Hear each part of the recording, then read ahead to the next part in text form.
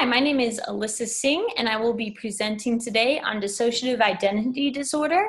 And I'd like to start with just what that is. Dissociative identity disorder has actually historically been known as multiple personality disorder. But now with the new DSM-5, it's found in the dissociative disorders section and with a new name in the hopes of more accurately reflecting the disruption in identity process that occurs. This failure to integrate aspects of identity, memory, and consciousness is more like having less than a whole personality rather than having multiple personalities. Now, the DID symptoms or diagnostic criteria that is found in the DSM-5 include this disruption of identity characterized by two or more distinct personality states or alters and can be reported by others, or now in the DSM-5 can actually be reported by the individual themselves. There's also gaps in memory of everyday events, important personal information, and memory of past traumatic events, which we will actually talk about a little bit more because of the strong link with trauma. The symptoms have to cause significant distress in the individual's life and cannot be accepted as a cultural or religious aspect of the identity or the individual's life. And this is actually a new part of the DSM-5 and is a reflection of just how controversial the diagnoses of dissociative identity disorder actually has been and continues to be kind of in the religious sectors. And we will cover that from the Christian perspective as well later on. And then the symptoms cannot be attributed to any other substances or other medical conditions. Now, often, DID patients themselves will report these types of symptoms, such as sudden feelings of depersonalization, of observing their own actions or speech, and the feeling that they can't stop it themselves.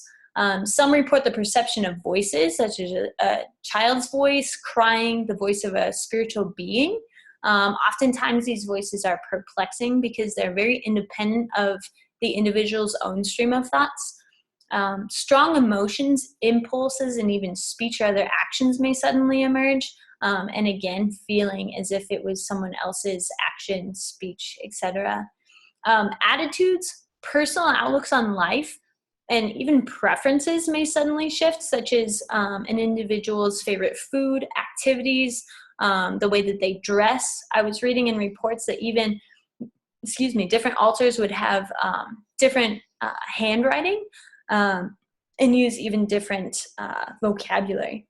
Some report that their body suddenly feels different, such as reverting back to that of a child, or suddenly feeling quite muscular, or even of being of the opposite gender. And then these feelings, again, don't feel like they are from one's own body. And then there is memory loss in three categories that I cover. There's gaps in major life events, dependable memory, such as one's ability to do their job or ride a bike. And then oftentimes, like, the coming to or discovering of evidence occurs with DID clients, such as suddenly realizing that they're in the closet and they don't know how they got there, or at the beach, or in a bar, or that they went shopping and there's shopping bags in their house, but they never remember shopping. These types of memory loss are very frequently reported by DID clients. Now, there's also, it's common that individuals with DID also present with depression, anxiety, substance abuse, self-injury, and non-epileptic seizures. Over 70% of outpatients with DID have attempted suicide. Oftentimes there's multiple attempts, and self-injury or self-harm is also quite frequent for DID clients, which is very important for counselors working with DID clients to be aware of. Now, DID in relation to trauma. Dissociative disorders is actually found right behind the trauma and stressors related disorder category in the DSM-5, and that is because of the close link and tie that has been found. In fact, dissociation is often the response to trauma, as is found in most of the dissociative identity disorder cases.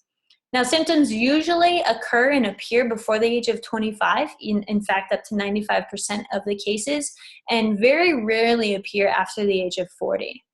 Now, there's different reports coming up with different figures, but it's upwards to 90% of clients experiencing DID suffered from physical or sexual abuse or neglect as a child. Now, other childhood traumas such as war, terrorism, forced childhood prostitution, or repeated medical procedures have also been proven to contribute to the development of DID.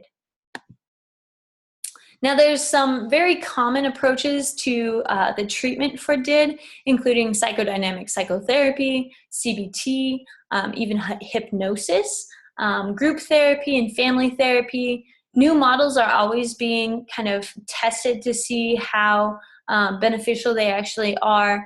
I came across an article using music therapy for clients with DID. So there's a lot of options. It's just kind of important to really see what's been validated by research. But the overarching theme is that treatment needs to be including treatment for the trauma that often caused the dissociative identity disorder in the first place. So dealing with the trauma is of utmost importance when looking at what therapeutic approach one wants to take. Now, I wanted to look at the religious perspective really fast in this portion before moving forward, just because it is controversial. And so I first wanted to start with 1 Thessalonians 5:21 through 24, and I feel like it's very encouraging. It says, "But test everything, hold fast what is good, abstain from every form of evil. Now may the God of peace himself sanctify you completely, and may your whole spirit and soul and body be kept blameless at the coming of our Lord Jesus Christ. He who calls you is faithful, and he will surely do it." And I just see this as important for DID clients, but really as counselors doing any diagnosis, the importance of really testing everything and being very intentional in testing those things before making any diagnoses.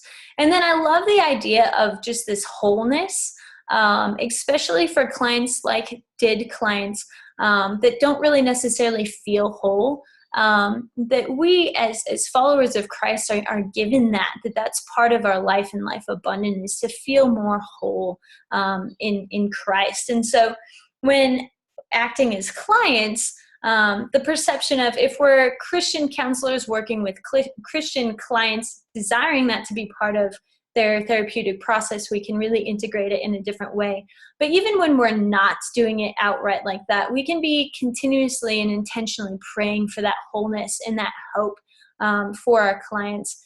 And then I love that last part, that he is the one who has called us to be counselors, and he is faithful, and it will be him that actually does it, that really brings healing into our clients' lives. And just the idea that we can trust in that as counselors, even with people dealing with something so significant as dissociative identity disorder.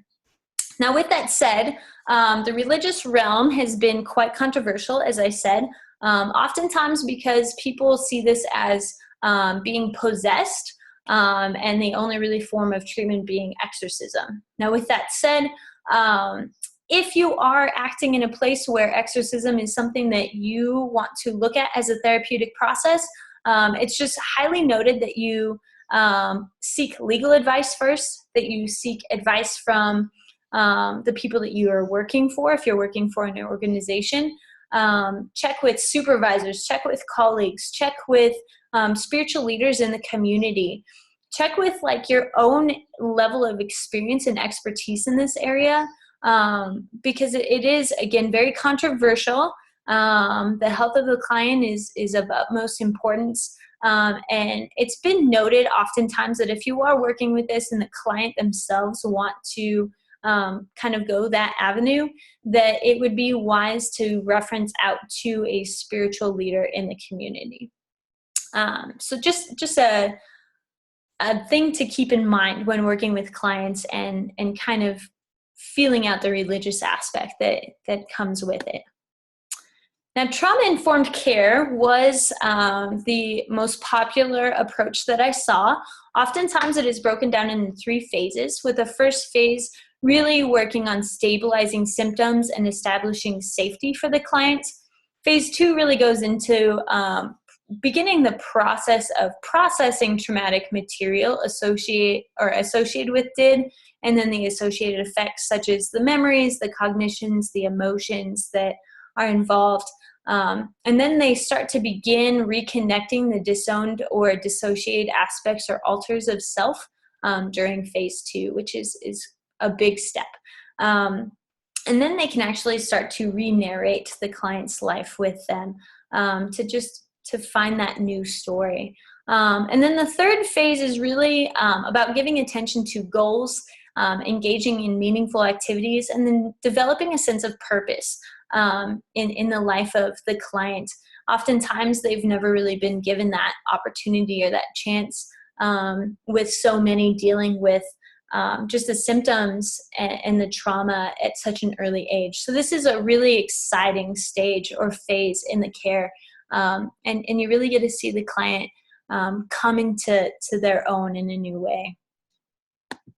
Then on this slide, I actually have the 3 phases broken down into more detail if you're interested in really looking at what those 3 phases and the 5 stages within the 3 phases really look like when using trauma-informed care for treating DID.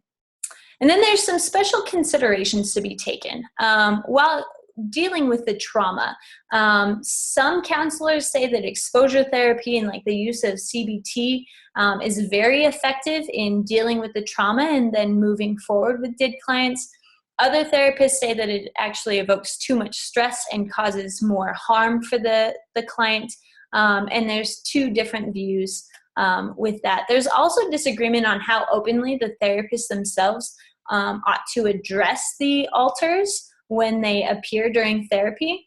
Some say that it increases awareness and allows for that reconnection, and others say that it actually reinforces the dissociated selves themselves. So there's 2 schools of thought on that as well.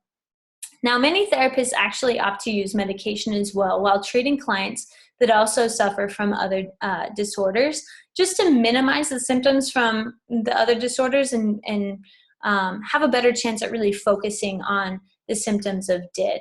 And then there's some special considerations that I wrote down for any therapist really considering taking a client with DID. This includes the length of time of treatment that it usually is, spanning from 2 to 10 years and often meeting once to multiple times each week during that time.